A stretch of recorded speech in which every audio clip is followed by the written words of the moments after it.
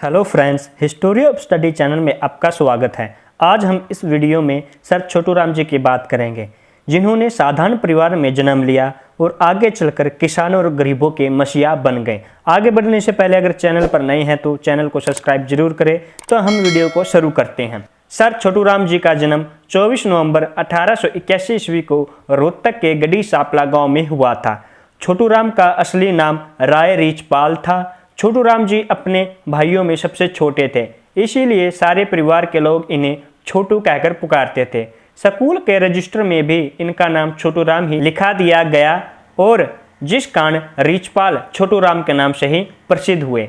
छोटू राम के दादाजी श्री रामरतन के पास 10 एकड़ बंजर जमीन थी। छोटू राम जी के पिता श्री सुखीराम कर्जे और मुकदमे में बुरी तरह से फंसे हुए थे। छोटू राम के परिवार की आर्थिक दशा अच्छी नहीं थी। जनवरी 1891 में छोटू राम ने अपने गांव से 12 मील की दूरी पर स्थित मिडिल स्कूल झज्जर में प्राइमरी शिक्षा ग्रहण की। उसके बाद झज्जर छोड़कर उन्होंने क्रिश्चियन मिशन स्कूल दिल्ली में प्रवेश लिया, लेकिन उनके सामने फीस और शिक्षा का खर्चा पूरा करना बड़ा कठिन था। छोटू राम जी और उनके पिता जब गाँव के साहूकार के पास मदद के लिए गए तो साहूकार ने उनका काफ़ी अपमान किया, जिससे छोटू राम के अंदर का क्रांतिकारी युवा जाग गया और अब छोटू राम हर अन्याय के विरुद्ध में खड़ा होने लगा। क्रिश्चियन मिशन स्कूल के छात्रावास के प्रभारी के विरुद्ध छोटू राम जी के जीवन की पहली विरोधात्मक हड़ताल थी। इस हड़ताल के संचालन को देखकर छोटू राम जी को स्कूल में जनरल रॉबर्ट के नाम से पुकारा जाने लगा। सन 1903 में इंटरमीडिएट परीक्षा पास करने के बाद छोटू राम जी ने दिल्ली के अत्यंत ही प्रतिष्ठित सेंट स्टीफन कॉलेज से 1905 में ग्रेजुएशन की डिग्री प्राप्त की। छोटू राम जी ने अपने जीवन के आरंभिक समय में ही सर्वोत्तम आदर्शों और युवा चरित्रवान छात्र के रूप में वैदिक धर्म और आर्य समाज में अपनी आस्था बना ली थी। सन 1905 में छोटू राम जी ने कालंकार के राजा रामपाल सिंह के सह निजी सचिव के रूप में कार्य किया और यही सन 1907 तक अंग्रेजी के हिंदुस्तान समाचार पत्र का संपादन किया। यहाँ से छोटू राम जी आगरा में वकालत की डिग्री करने चले गए। 1911 में छोटू राम जी ने वकालत की डिग्री प्राप्त की। यहाँ रहकर छोटू राम जी ने मेरठ और आगरा डिवीजन की सामाजिक दशा का गहन अध्ययन किया। छोटू राम जी ने 1912 में चौधरी लालचंद के साथ वकालत आरंभ कर दी और उसी साल जाट सभा का गठन किया। प्रथम विश्व युद्ध के समय छोटू राम जी ने रोहतक से 22,144 सैनिक भर्ती करवाए, जो सारे अन्य सैनिकों का आधा भाग था। इस समय तक छोटू राम जी एक महान क्रांतिकारी समाज सुधारक के रूप में अपना स्थान बना चुके थे।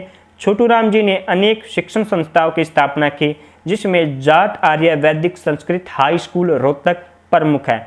1 जनवरी 1913 को जाट आर्य समाज ने रोहतक में एक विशाल सभा की, जिसमें जाट स्कूल की स्थापना का प्रस्ताव पारित किया, जिसके फलस्वरूप 7 सितंबर 1913 में जाट स्कूल की स्थापना हुई।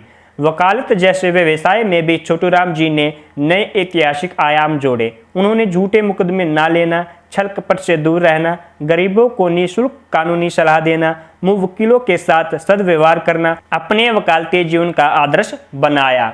1915 में छोटू राम जी ने जाट गजट नामक क्रांतिकारी अखबार शुरू किया, जो हरियाणा का सबसे पुराना अखबार है, जो आज भी छपता है। 1916 में पहली बार रोहतक में कांग्रेस कमेटी का गठन हुआ, जिसमें चौधरी छोटू राम रोहतक कांग्रेस कमेटी के प्रथम प्रधान बने। अगस्त 1920 में छोटू राम जी ने कांग्रेस को छोड़ दिया, क्योंकि वे गांधी जी के असहयोग आंदोलन से सहमत नहीं थे।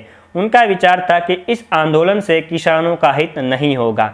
छोटू राम जी ने अपना कार्य क्षेत्र उत्तर प्रदेश, राजस्थान और पंजाब तक फैला लिया और जाटों का सशक्त संगठन तैयार किया। आर्य समाज और जाटों को एक मंच पर लाने के लिए उन्होंने स्वामी श्रद्धानंद और भटिंडा गुरुकुल के मैनेजर चौधरी पीरूराम से संपर्क किया और उनके कानूनी सलाहकार बन गए। 1919 में पंजाब में मांटेकू चैम्सबोर्ड सुधार लागू हो गए थे। सर फजले हुसैन ने खेतीहर किसानों की एक पार्टी जमींदार पार्टी खड़ी कर दी। छोटू राम जी और उनके साथियों ने सर फजल हुसैन के साथ गठबंधन कर लिया और सर सिकंदर हयात खान के साथ मिलकर यूनियनिस्ट पार्टी का गठन किया। तब से हरियाणा में 2 परस्पर विरोधी आंदोलन चलते रहे। चौधरी छोटू राम का टकराव एक ओर कांग्रेस से था, तथा दूसरी ओर शहरी हिंदू नेताओं व साहूकारों से होता था। छोटू राम जी की जमींदार पार्टी किसान मजदूर, मुसलमान, सिख और शोषित लोगों की पार्टी थी, लेकिन यह पार्टी अंग्रेजों से टक्कर लेने को तैयार नहीं थी। हिंदू सभा व दूसरे शहरी हिंदुओं की पार्टियों से चौधरी छोटूराम का मतभेद था। भारत सरकार अधिनियम 1919 के तहत 1920 में चुनाव कराए गए। इसका कांग्रेस ने बहिष्कार किया और चौधरी छोटूराम जी व लाल सिंह जमींदार पार्टी से विजयी हुए।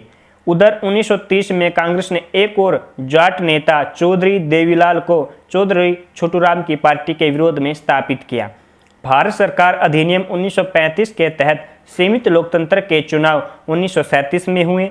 इसमें 175 सीटों में से यूनियनिस्ट पार्टी को 99, कांग्रेस को केवल 18, खालसा नेशनलिस्ट को 13 और हिंदू महासभा को केवल 12 सीटें मिली थी। हरियाणा देहाती सीट से केवल एक प्रत्याशी चौधरी दूनीचंद ही कांग्रेस से जीत पाए थे। 1937 में सिकंदर हयात खान पंजाब के पहले प्रधानमंत्री बने और छोटूराम जी विकास व राजस्व मंत्री बने और गरीब किसानों के मसीहा बन गए। छोटूराम जी ने अनेक समाज सुधार कानूनों के जरिए किसानों को शोषण से मुक्ति दिलाई। 1942 में सर सिकंदर खान का देहांत हो गया और खिजर हयात खान तिवाना ने पंजाब की राजता संभाली। सर छोटूराम जी अब्दुल कलाम आज़ाद की नीतियों के समर्थक थे। इस तरह किसानों और गरीबों का भला करते हुए चौधरी छोटूराम जी का निधन 9 जनवरी 1945 को हो गया। फ्रेंड्स, ये जानकारी थी सर छोटूराम जी के बारे में। अगर आपको वीडियो अच्छी लगी है तो वीडियो को लाइक, शेयर, कमेंट जरूर करें ताकि हम ऐसे ही आपके लिए न्यू वीडियो लाते रहें। साथ ही चैनल को भी सब्सक्राइब करें और बेल आइकन को जरूर दबाएं ताकि हमारी न्यू वीडियो आपके पास जल्द से जल्द पहुंच सके। धन्यवाद।